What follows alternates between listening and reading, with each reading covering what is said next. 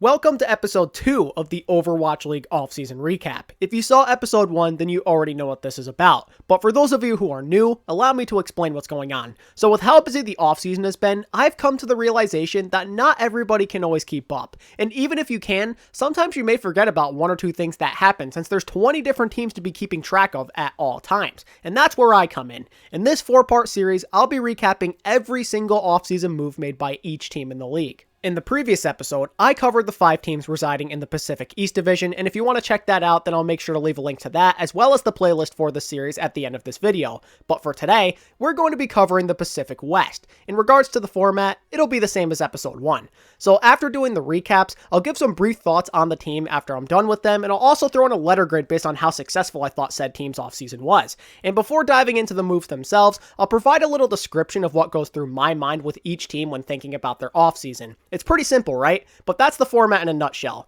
Now then, with explanations out of the way, let's get started. The Los Angeles Valiant. What are you doing? So, it's no secret that the Valiant had a pretty rough offseason. They made a ton of changes and pretty much none of them were good. So what happened? Well, to start, Space was traded over to the Gladiators, and both Agilities and Karif were sent as a package deal over to Toronto. Not only that, but Fact Fiction was let go of. Then to add insult to injury, Custa retired from pro play to become a desk analyst for the Overwatch League. Then finally, to finish up what they lost, their assistant coach Promise retired from pro Overwatch. So now the Valiant were officially down 5 core members from their starting lineup plus a coach. So that's all the bad. But what did the Valiant do to address these holes on their team? So to start, they picked up Dreamer and Gig at main tank to replace Fact Fiction. Dreamer is a Korean player who comes from the Australian contenders team known as Sydney Drop Bears, and Gig is an American who recently played for XL2 Academy. To compensate for Custa, the Valiant signed the former Florida Mayhem support player Rain. Then to make up for Karif,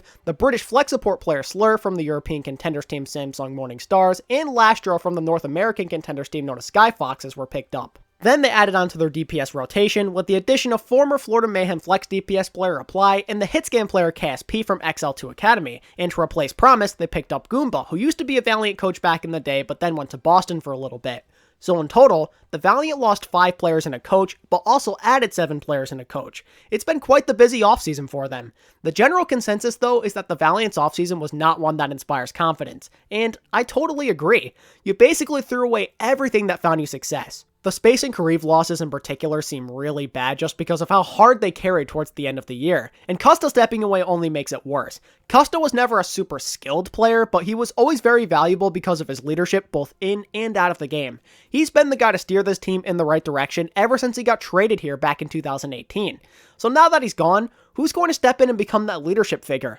I'm just not sure, and that's another reason to be concerned about this roster, right? Other than untapped potential, there really isn't a lot going for them right now. Even though I'm not happy with where this team stands, I have to admit that I think this team could maybe be slightly better than people are giving them credit for. While pretty much everything they did was a downgrade, it feels like KSF, McGravy, Gig, and Apply have great chemistry with each other based off of what I've seen on social media. Not to mention that KSP and Lastro have shown flashes of greatness during their run in contenders. KSP has always been a monster hits game player regardless of what team he plays for, and Lastro has actually gotten praise from Karif himself. I think there are things to be excited for when it comes to this new roster, but it's not enough for me to think of them as anything more than a bottom tier team in the league. With that in mind, my offseason grade for the Valiant is a D-. Now I understand they had to make changes due to their budget, but that doesn't mean what they did is anything less than terrible. They went from a decent team to a bad one. Simple as that. I have confidence in the DPS and a few other players on this roster, but there are potential glaring weaknesses on this team. At the moment, they just don't seem talented enough to be much of a threat. Going from above average talent to this is a massive downgrade. In my opinion, this offseason was a complete and utter failure. The Los Angeles Gladiators. You did some good and some bad, but can your DPS get the job done? Now this is a team I can't help but feel conflicted about. They made moves I'm totally in love with, but also some I'm just not a huge fan of. Let's begin with the departures. So the ones that really stand out are Hydration and Surefour leaving as unrestricted free agents and joining the Outlaws and Defiant respectively. Their other player losses include Roar, who signed with the Justice, Decay, who they traded over to Dallas, Void, who signed with Shanghai, and both Panker and Reaper, who are straight up no longer in the league. The Panker and Reaper thing isn't the end of the world since they never played anyway, but all of the other guys I named played a significant role on this team in Season 2. As for the coaching department, assistant coaches John Galt and Tim both moved on from the team, with John Galt becoming the new head coach of the Washington Justice. So yeah, there were plenty of goodbyes, but on the bright side, they made a lot of moves to try and make up for it. For the coaching staff, Deepay was re-signed and is also now the general manager. Then for assistants, former Guangzhou Charge coach Curry Shot and Face from Talon Esports were brought in. For players, the Gladiators acquired a new tank line consisting of OG and Space, thanks to the trades they made with the Valiant and Dallas respectively. LH Cloudy and Bishu were also brought in to be backups most likely. Moving on to main support, the Gladiators picked up Paintbrush, who has experience playing for Revival and Mayhem Academy. I don't know how useful he'll be on this team just because Big Goose is there and he has the chemistry with Shaz, but from what I've seen, the guy is nuts on Lucio, so perhaps he finds time on stage if the team is in need of a Lucio specialist. On Flex DPS, Mirror and Jaro were signed. Mirror comes from Uprising Academy, and Jaro recently played for Team Envy. Both of these guys are really highly regarded by the Contenders community, so they aren't bad pickups. But now, of course, we have to bring up Birdring. As of right now, he is the only pure hitscan player on this roster, so it's looking like he'll get significant playtime. And that is everything the Gladiators have done up until this point. Like with the Valiant, this LA team was not afraid to make some big changes. Overall, I would say they did more good than bad this offseason, but their DPS are a big question mark. Birdring has a history of being inconsistent and not having the greatest mindset, so relying on him is pretty risky. At his peak, we know he can be an excellent player, but I really don't know if he can get back to that point. Can he hit the reset button, or will he eventually just end up quitting on his team? Then when looking at Mirror and Jaro, I actually do like both of them, but unfortunately, they are unproven at a tier 1 level as of this moment, and I really don't know if they'll be able to pick up the slack if Birdring were to go into a slump. I firmly believe the Gladiators downgraded their DPS. I'd take Surefour, Decay, and Hydration over this new trio any day of the week. But other than that, this team appears to be in good shape. Space and OG could be a sick tank line. OG is mechanically gifted, who we've seen pop off in the past, and Space is arguably the #1 Western off-tank. And they also still have Big Goose and Shaz, which is a support line that will usually never let you down. I also find their coaching staff to be above average. I've always had high regards for Deepay, but Curry Shot and Face are both amazing too. They've helped out some great teams, and I think their combined efforts could help the Gladiators go a long way. With all this in mind, my off-season grade for the Los Angeles Gladiators is a B+. My feelings on their new DPS drags this grade down a bit, but everything else they did, I'm on board with. You upgraded the tank line, you signed good backups, you brought Bishu back for his leadership and positivity, and the coaching staff looks great. If everything pays off, the Gladiators could be a very exciting team to watch in Season 3. The Dallas Fuel. You guys did things, but your team still feels lackluster. The Fuel honestly had a good offseason. I think they did some great things. However, I still just don't know if I feel confident in them. So what exactly did Dallas do this offseason? Well, to start, they made some changes with their coaches. Both Jane and Damon were let go of, and as of right now, the only replacement they signed is Young, who comes from Element Mystic. Then there's the players. As I mentioned with the Gladiators, Decay was sent over to the Dallas Fuel in return for OG. Then to replace OG, Gamsu was signed through free agency. The Fuel also thought it would be in their best interest to pick up yet another young DPS player to pair up with Decay, so they got Doha out of Element Mystic. Then to conclude their offseason as of this moment, Dallas said their goodbyes to Taimu since he wanted to go play in Contenders for Team Envy. Everybody else I did not mention is still currently on the Fuel. Generally speaking, the Fuel did well. Everyone they said goodbye to was expendable, and they made some solid moves. The Gamsu one in particular, I am 100% supportive of. Not only do I think he has the better consistency and hero pool compared to OG, but it's also smart to pair him up with somebody like Note. They played together for a year on Boston, and it's quite clear they're great friends. So synergy-wise, this tank line is great. The problem is that Note is kind of a Diva one-trick as of this moment. He doesn't really impress on any other hero he plays, and with Diva not looking like she'll be meta anytime soon, Note could end up dragging this team down.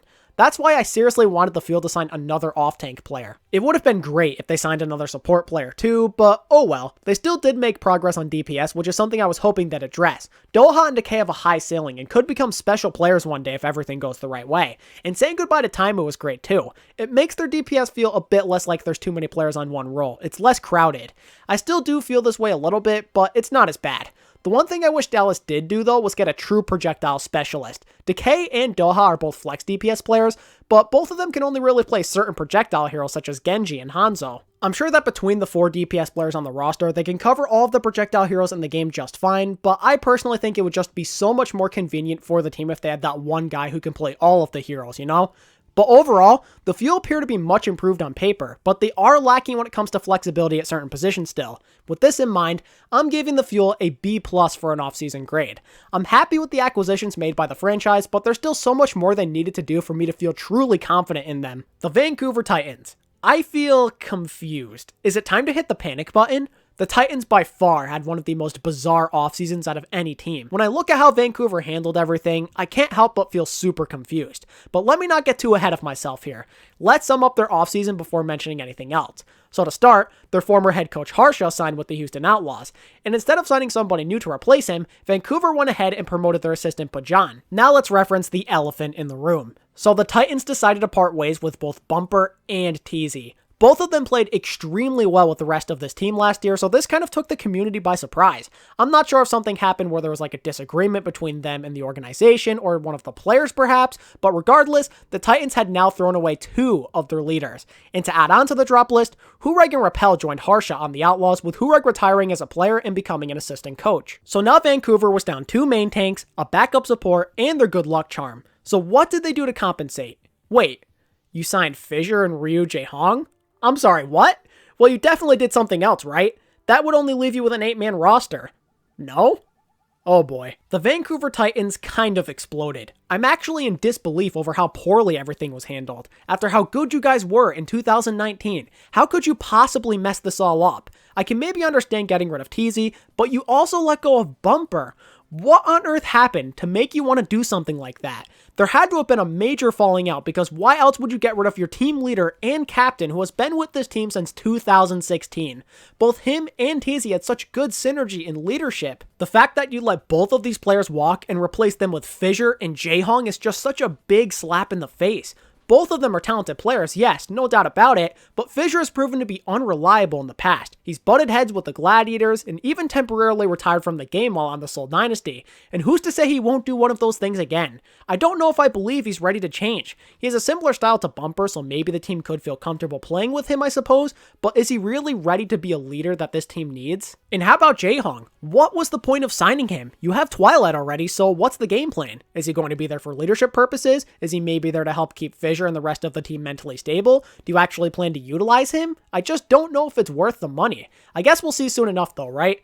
But now I have to give them a grade. And after all of the things they did to displease me, I'm giving them a C-.